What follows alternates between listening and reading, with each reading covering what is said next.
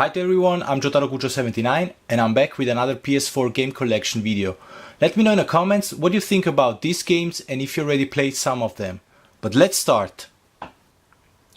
The first one is also the game I'm currently playing and is Berserk and the Band of the Hawk. Developed by Omega Force, is an hack and slash with a typical Dynasty Warriors gameplay, better known as Musou, and with the setting and characters from the Berserk manga series by Kentaro Miura.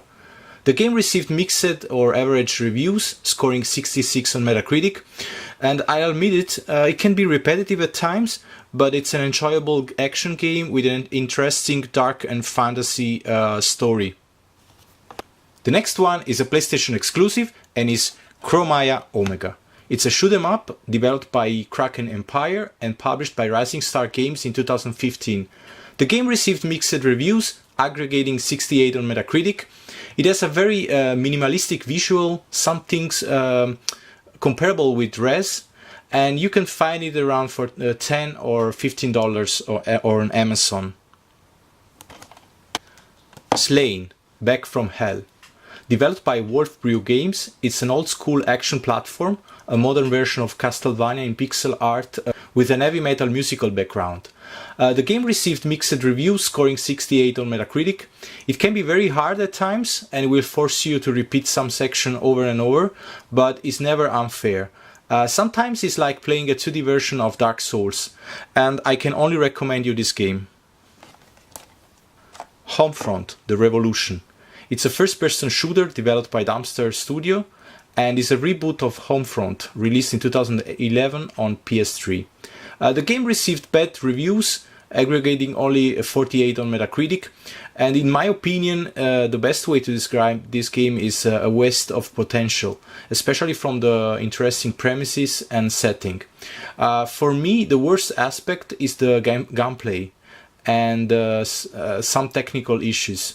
I played the first 3 hours and then I moved on and played something else. Nero.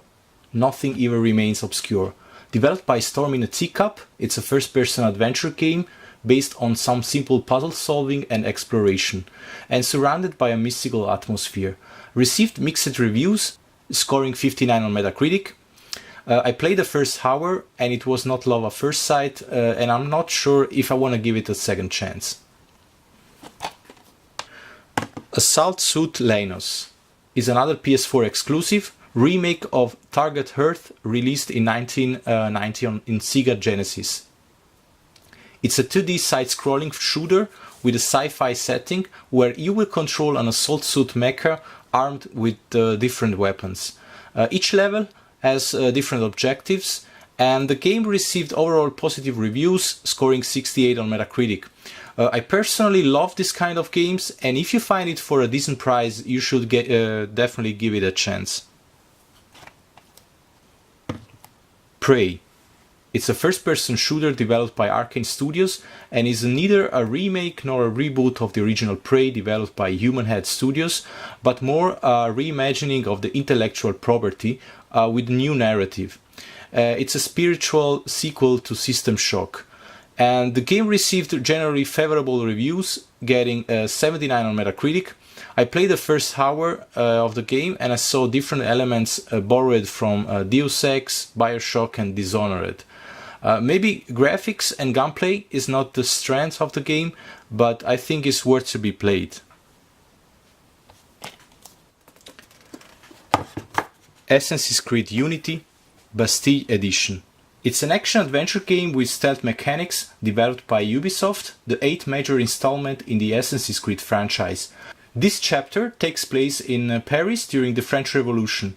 The game included the possibility to play the missions with a cooperative multiplayer and received mixed reviews, scoring 70 on Metacritic.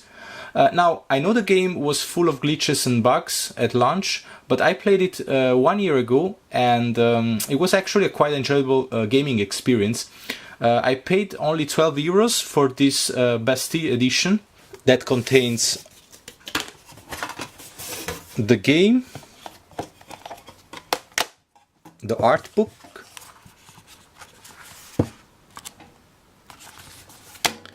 the original soundtrack,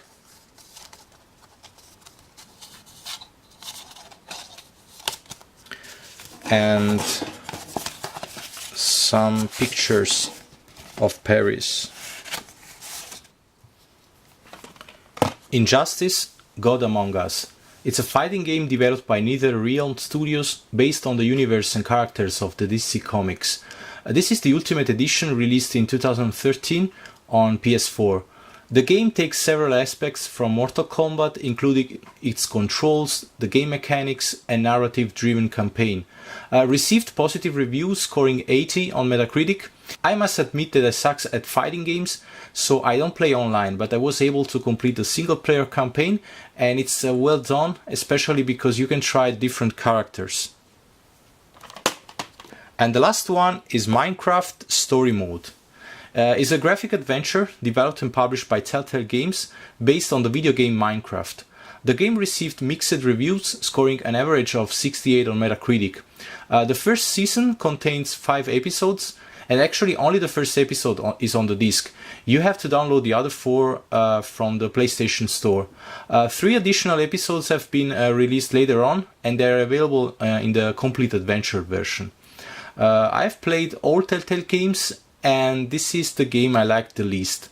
Maybe because I never played Minecraft, and so I wasn't attached to the characters and to the universe of Minecraft.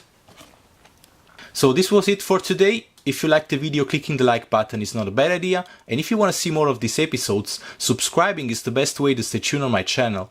Watch also my previous videos if you missed them, and see you in the next episode.